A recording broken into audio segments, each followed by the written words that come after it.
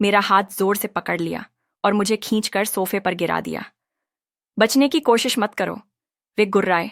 मैं चिल्लाने लगी, बचाओ, कोई है, बचाओ। राकेश जी ने मेरे मुंह पर हाथ रख दिया और दूसरे हाथ से मेरे कपड़े खींचने लगे। मैं हाथ पैर मारकर खुद को बचाने की कोशिश कर रही थी और वो एक एक करके सारे कपड़े खोलने लगे। कैसे एक ड्यूटी करने वाली महिला को सब कुछ झेलना पड़ता है।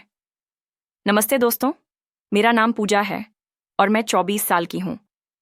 मैं जयपुर की रहने वाली हूँ। मेरा परिवार बिल्कुल साधारण है। घर में मेरी माँ, छोटा भाई और मैं रहती हूँ।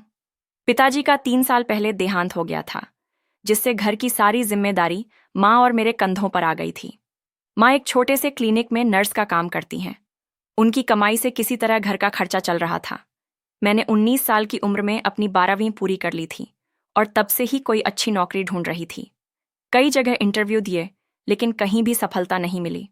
कभी तनख्वाह कम होती तो कभी काम के घंटे ज्यादा। मुझे लगने लगा था कि शायद किस्मत ही मेरा साथ नहीं दे रही है। एक शाम की बात है, मैं शहर के दूसरे छोर में एक इंटरव्यू देकर लौट रही थी। इंटरव्यू में फिर से नाकामयाबी मिली थी। दिल टूटा हुआ था। बस स्टॉप पर खड़ी थी। शाम के 6 बज रहे थे। आसमान में बादल छाए हुए थे और बारिश होने वाली थी। बसें आ तो रही थी, लेकिन इतनी भरी हुई थी कि चढ़ना नामुमकिन था। अचानक एक सफेद रंग की कार मेरे सामने रुकी। शीशा नीचे हुआ और अंदर से एक सज्जन व्यक्ति ने पूछा, कहाँ जाना है? काफी देर से खड़ी देख रहा हूं आपको। मैंने हिचकिचाते हुए जवाब दिया, नहीं, मैं बस का इंतजार कर रही हूं। वह बोले, इतनी भीड़ में बस मिलना मुश्किल है। मैं वैजंतपुरा की तरफ जा रहा हूं। उधर ही जाना है क्या? उन्होंने पूछा। मैंने सोचा अब बारिश भी शुरू हो गई है, बस मिलने के चांस कम है और घर भी दूर है। थोड़ी देर सोचने के बाद मैंने कहा, हाँ, मुझे वैचंदपुरा के पास ही जाना है। अगर आपको कोई दिक्कत ना हो तो बिल्कुल नहीं आ जाइए। उन्होंने मुस्कुराते हुए कहा। मैं पीछे की सीट पर बैठ गई। वे मुझसे बात करने लगे और बोले, आप क्या करती हैं? मैंने बोला, अभी कुछ खास नहीं, नौकरी की तलाश कर रही हूँ। आज भी एक इंटरव्यू देकर आ रही हूँ। और कैसा रहा इंटरव्यू?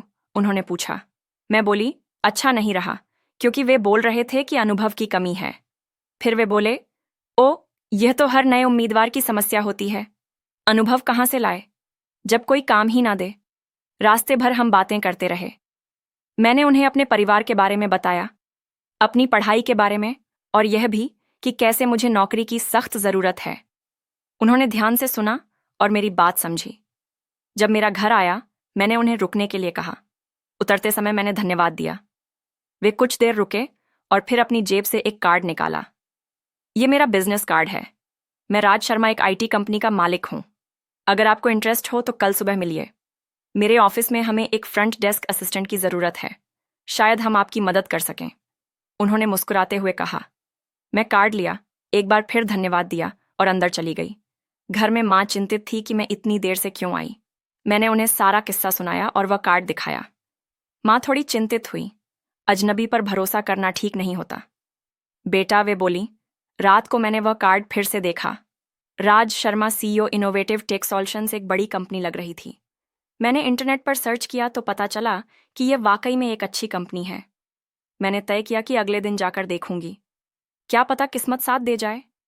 अगली सुबह मैंने अपने सबसे अच्छे कपड़े पहने, थोड़ा मेकअप किया और ऑफिस के लिए निकल पड़ी। कार्ड पर जो पता था वहां पहुंची तो मैं हैरान रह गई। एक बहुत ही बड़ी और शानदार इमारत थी। मैंने रिसेप्शन पर जाकर राज सर से मिलने की बात कही और अपना नाम बताया। रिसेप्शनिस्ट ने मुझे 5वीं मंजिल पर जाने को कहा। मैं लिफ्ट से ऊपर गई और उनके केबिन के बाहर पहुंची। दिल धड़क रहा था। धीरे से दरवाजे पर दस्तक दी तो अंदर से आवाज आई, कम इन। मैं अंदर गई तो राज सर डेस्क पर कुछ फाइल्स देख रहे थे। मुझे देखकर वे मुस्कुराए। अरे पूजा आ गई, आप बैठिए बैठिए। उन्होंने मुझे इशारा करके एक कुर्सी पर बैठने को कहा।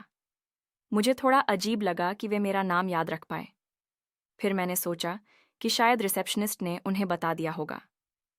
तो पूजा, आपने अपनी पढ़ाई के बारे में बताया था। क्या आप कंप्यूटर पर काम कर सकती?